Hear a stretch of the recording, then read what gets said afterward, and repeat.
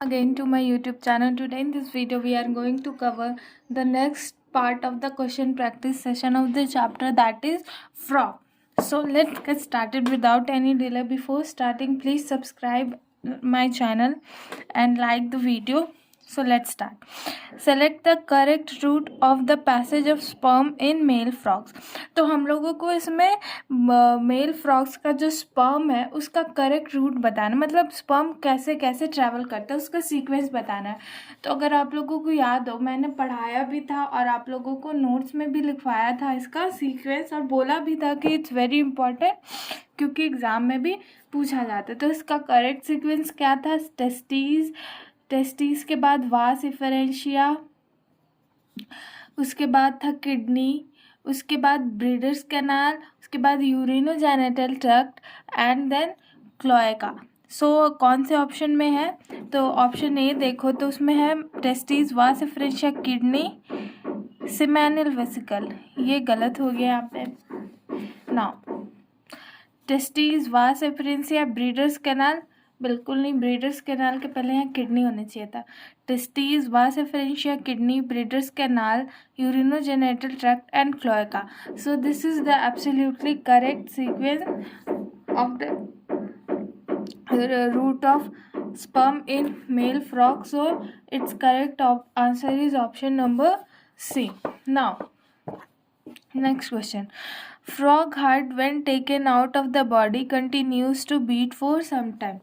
Select the best option of the following. अब इसमें पूछा है कि फ्रॉग का हार्ट जो है वो बॉडी से बाहर आने के बाद भी कुछ देर तक धड़कता रहता है. ऐसा क्यों होता है? तो देखो, फर्स्ट ऑफ ऑल फ्रॉग का जो हार्ट है वो मायोजेनिक ही होता है, इनवॉलेंट्री होता है, वो किसी के कंट्रोल में नहीं होता. और सेकेंड, वो ऑटो एक्साइटेबल है. ठीक है, तो यही दोनों मेन रीज़न है कि अगर हम लोग बॉडी से निकाल लें हार्ट को, चाहे वो फ्रॉग या ह्यूमंस में, वो कुछ देर के लिए धड़कता है. ठीक है, तो चलो ढूंढते ये दोनों का है. फ्रॉग इज़ अ पॉइकिलोथर्म, इसका कोई रोल नहीं है. ठीक है, पॉइकिलोथर्म तो वो कि इन्वायरमेंट के हिसाब से अपना बॉडी टेम्परेचर को एडजस्ट करता है. Frog does not have coronary circulation, ये भी बिल्कुल नहीं. फ्रॉग के पास कोरोनरी सर्कुलेशन है. Heart is myogenic in nature, बिल्कुल सही. Heart is auto excitable, this is also right. तो ऑप्शन तो इसका आंसर क्या होगा? 3 and 4. तो इसमें ओनली 4, इसमें 1 and 2, इसमें 3 and 4. सो करेक्ट ऑप्शन यही हो गया ना. Next, compare to those of humans the erythrocytes in frog are. ठीक है, तो एरेथ्रोसाइट्स फ्रॉग का जो है वो न्यूक्लिएटेड होता है, बट ह्यूमंस में क्या है? वो नॉन न्यूक्लिएटेड, इन्यूक्लिएटेड, मतलब न्यूक्लियस प्रेजेंट नहीं होते ह्यूमंस के इरेथ्रोसाइट्स में, बट फ्रॉग्स के होता है. Without nucleus but with haemoglobin, बिल्कुल नहीं. Nucleated with haemoglobin, this is absolutely right. Very much smaller than pure, बिल्कुल नहीं. न्यूक्लिएटेड विदाउट हीमोग्लोबिन, बिल्कुल नहीं.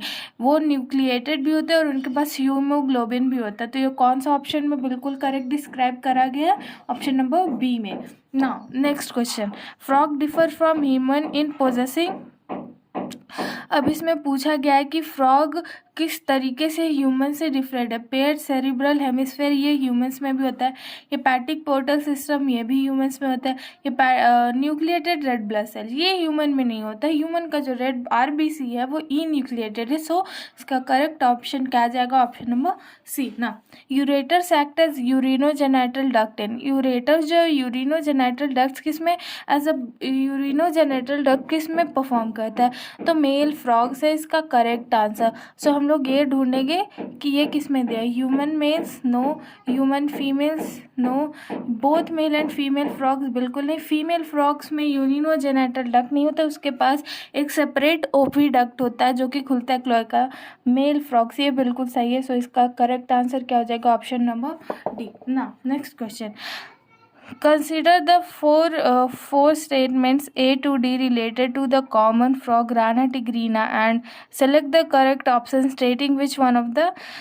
मतलब इसमें हम लोग को बताना कौन सा ऑप्शन ट्रू है, कौन सा फॉल्स है. On dry land it would die due to lack of O2 if its mouth is forcibly kept close for few days. बिल्कुल देखो, फ्रॉग जो है जब वो लैंड पे होते हैं तो वो उनका एयर कहाँ से जाता है, एयर जाता है बकल कैविटी या कि माउथ से एंटर होके फिर नॉस्ट्रल्स में जाता है। तो ये बिल्कुल सही है, अगर उनका माउथ हम लोग फोर्सिबली बंद रखेंगे तो वो मर भी सकता है। So this is true. हाँ, इट इज़ 4 चैम्बर्ड हार्ट। ये बिल्कुल नहीं, इसके पास 3 चैम्बर्ड हार्ट होता है। Only dry on dry land it turns uricotelic and from ureotelic. ये गलत है, ये लैंड और वाटर दोनों में ही यूरियोटैलिक होता है, sorry. So this is false ना। Its life history is carried out in pond water.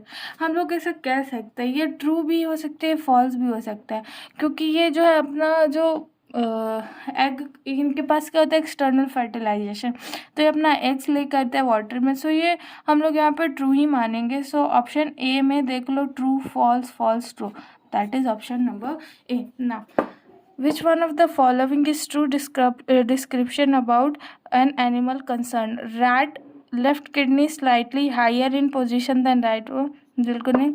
10 pairs of spiracles, 2 pair on thorax and 8 pairs on abdomen। अगर आप लोगों को कॉकरोच याद होगा तो उसमें बिल्कुल ऐसे ही लिखा था कि 2 पेयर जो है थोरैक्स में होता है और 8 पेयर एब्डोमेन में, तो ये बिल्कुल ही सही है। So option number B will be the answer of question number 87। Next question, what happens if the bone of frog kept in dilute hydrochloric acid? ये एनसीईआरटी में क्वेश्चन नहीं है बट फिर भी देख लेते हैं। हाइड्रोक्लोरिक एसिड में अगर हम लोग फ्रॉग्स के बोन्स को डाल देंगे तो वो क्या, वो फ्लेक्सिबल हो जाएगा। So option number A, roof of cranium of frog is formed by, this is not in NCERT. In frog surface of attachment of tongue is, देखो surface of attachment of tongue हमारे में भी हाइवर्ड मोन होता है और फ्रॉग्स में भी हाइवर्ड अपॉर्टस होता है। So option number B will be the correct answer of this question. A fenestra ovalis, this is not, it is completely baseless मतलब for us because it is not in NCERT. So touch नहीं करेंगे, मैं वो question करवा दे रही हूँ जो कि हल्का हल्का एनसीईआरटी से सिमिलर है।